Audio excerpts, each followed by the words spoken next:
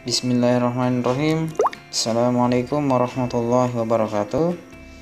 Ya, jadi pada hari ini saya akan menjelaskan tentang pembahasan soal dari materi Pitagoras, yaitu soal part 4 atau bagian keempat, dimana pada pembahasan kali ini kita konsentrasinya pada menentukan jenis-jenis segitiga berdasarkan besar sudutnya dan menentukan bilangan triple Pitagoras. Ya, kita langsung masuk ke soal. Kita cari soal pertama ya. Kita mulai dari soal yang paling mudah.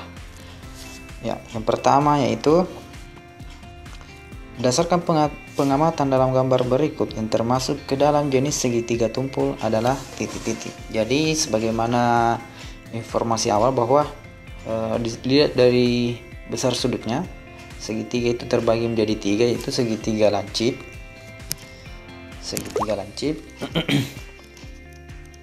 lancip, segitiga tumpul, dan segitiga siku.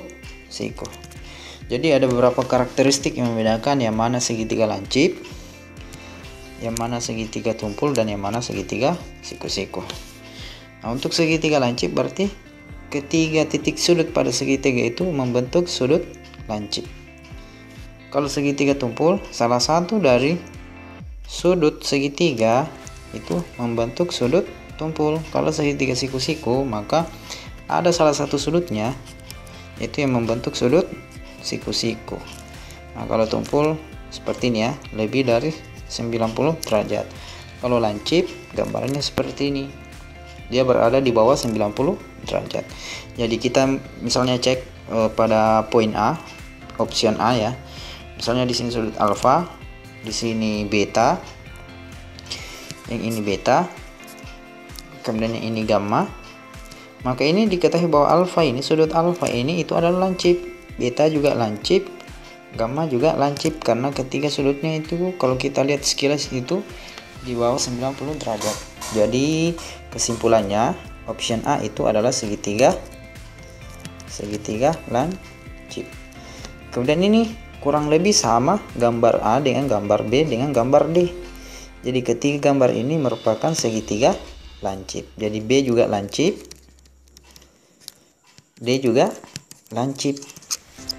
Karena ketiga sudutnya ini, yang ini dengan ini itu membentuk sudut lancip. Sedangkan pada poin C, nah, pada poin C misalnya ini sudut alfa, ini sudut beta, dan ini sudut gamma, diketahui bahwa beta itu di bawah 90 derajat. Nah, maka ini lancip, sedangkan gamma ini kalau kita lihat ini sudut ini itu dia berada di atas 90 derajat, berada di atas atau lebih besar dari 90 derajat, maka ini dinamakan dengan segitiga tumpul. Maka jawabannya di sini adalah C. Kita beralih ke nomor 2, yaitu rumus umum dari segitiga lancip dalam gambar berikut jika sisi terpanjang dari segitiga tersebut adalah Z. Jadi di sini diberikan 3 buah sisi dari segitiga itu yang diketahui, yaitu X, Y dengan Z, dimana kuncinya di sini adalah sisi terpanjangnya adalah Z. Nah, sebagaimana di informasi awal ya dalam materi yang dibagikan sebelumnya, bahwa rumus segitiga berdasarkan jenis segitiganya, yaitu segitiga lancip, tumpul, dan siku-siku itu ada 3. Jadi pedomannya itu pada sisi terpanjang. Anggaplah sisi terpanjang C, misalnya yang terpanjang itu adalah C terpanjang,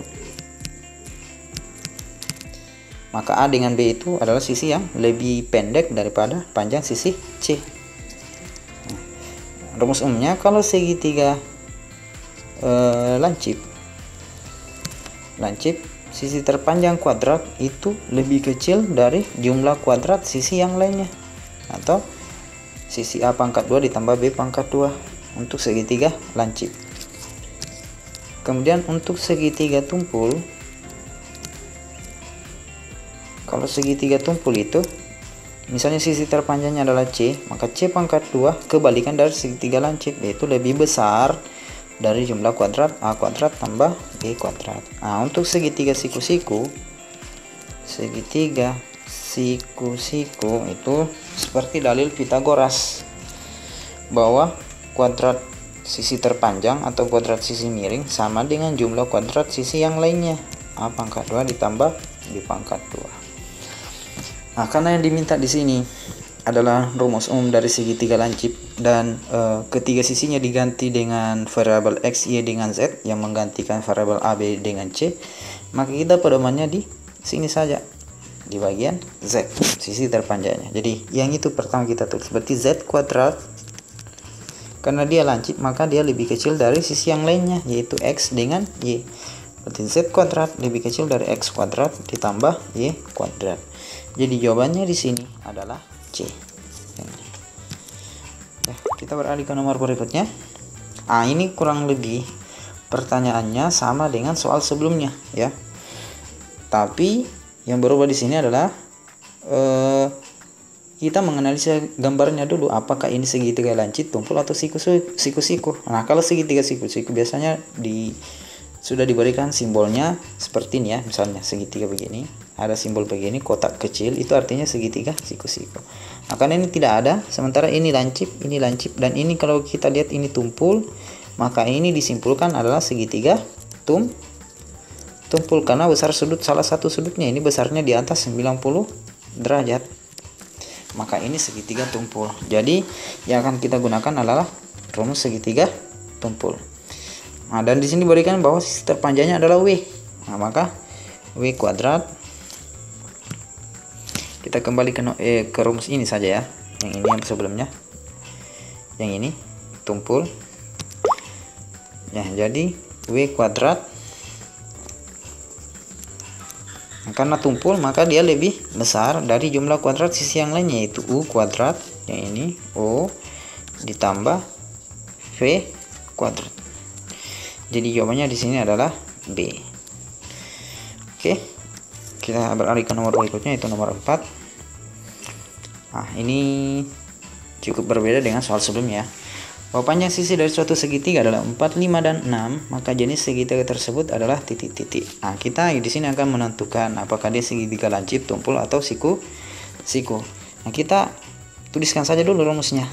Rumusnya adalah segitiga lancip, sisi terpanjang pangkat 2 lebih kecil dari A pangkat 2 atau jumlah kuadrat sisi yang lainnya, A pangkat 2 ditambah B pangkat 2. Kalau segitiga tumpul, C pangkat 2 lebih besar dari A pangkat 2 ditambah B pangkat 2. Kalau segitiga siku-siku, C pangkat 2 sama dengan A pangkat 2 tambah B pangkat 2. Di mana kata kuncinya di sini adalah sisi terpanjang, yaitu C. Nah, kalau kita lihat soalnya ini, kan ini sudah diketahui panjang sisi dari segitiga itu 4, 5 dengan 6. Sisi terpanjangnya adalah 6. Maka yang bertindak sebagai C di sini adalah 6. Berarti C-nya 6, A dengan B-nya terserah. Bisa A 4, bisa juga A dengan digunakan 5. Anggap saja kita pilih A 4, berarti B sama dengan 5. Nah, kita coba 6 pangkat 2 kita simpan ya. C pangkat 2 tanda tanya, karena kita belum tahu apakah nanti lebih besar, lebih kecil, atau lebih besar, lebih kecil, atau lebih kecil, lebih besar, atau sama dengan.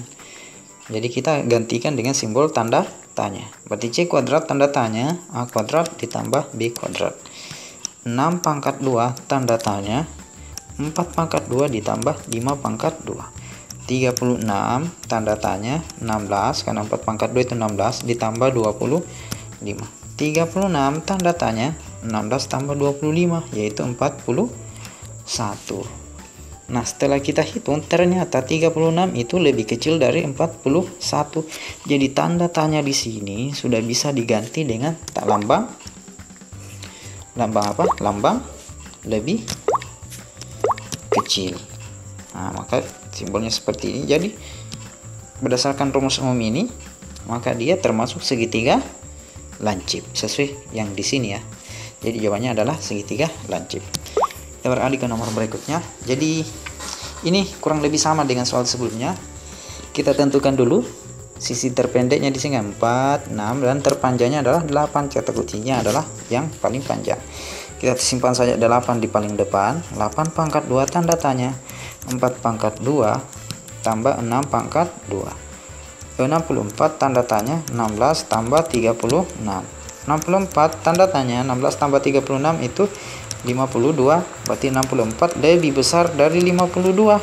Nah, jadi tanda tanyanya kita ganti dengan tanda lebih besar. Jadi jawabannya adalah segitiga tumpul. Ya, kita beralih ke nomor berikutnya.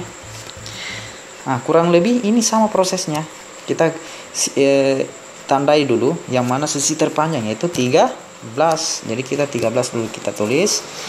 13 pangkat 2, sorry ya, karena hujannya ini deras jadi mungkin suaranya lebih noisy ya, lebih berisik.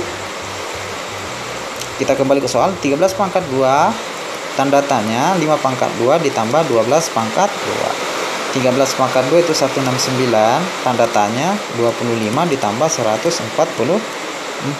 169 apakah nanti lebih kecil, lebih besar, atau sama dengan 25 tambah 144 itu adalah 169. Ternyata 169 sama dengan 169. Jadi tanda yang betul adalah sama dengan, ya. Maka ini adalah segitiga siku. Ya, saya bersin tadi. Kita beralih ke nomor berikutnya. Nah, dari soal ini kita akan menentukan yang mana bilangan triple Pythagoras. Nah, ini kurang option ya. Karena optionnya kurang, jadi saya tambahin satu opsi. Harusnya 4 ini. Karena kalau saya lihat ini tidak ada bilangan triple Pythagoras di sini. Jadi kita misalnya tambahkan saja dengan 3, 4, 5. Nah, kalau bilangan triple Pythagoras itu gunakan saja rumus umum Pythagoras, yaitu C kuadrat sama dengan A kuadrat ditambah B kuadrat, di mana C adalah sisi terpanjang. Jadi kita di sini uji coba satu-satu ya, mulai dari opsi pertama, opsi kedua, ketiga, sampai opsi terakhir. Kalau sudah didapat yang mana menghasilkan bilangan triple, tidak usah dicoba semua opsi, begitu. Misalnya yang pertama kita coba yang ini. Nah, sisi terpanjangnya adalah 5. Jadi yang bertindak sebagai C di sini adalah 5. Berarti 5 pangkat 2 apakah sama dengan 2 pangkat 2 tambah 3 pangkat 2, karena A dengan B nya itu berturut-turut 2 dengan 3. Apakah 25 sama dengan 2 pangkat 2 itu 4 ditambah 3 pangkat 2 9. Apakah 25 sama dengan 13? Nah, tentu saja tidak sama. Jadi ini bukan bilangan triple Pythagoras. Yang ini bukan bilangan triple Pythagoras. Nah, kita langsung saja. Karena saya ini yang buat soalnya adalah saya sendiri, jadi jawabannya adalah 3, 4, 5. Kita coba 3, 4, 5. Yang ini ya.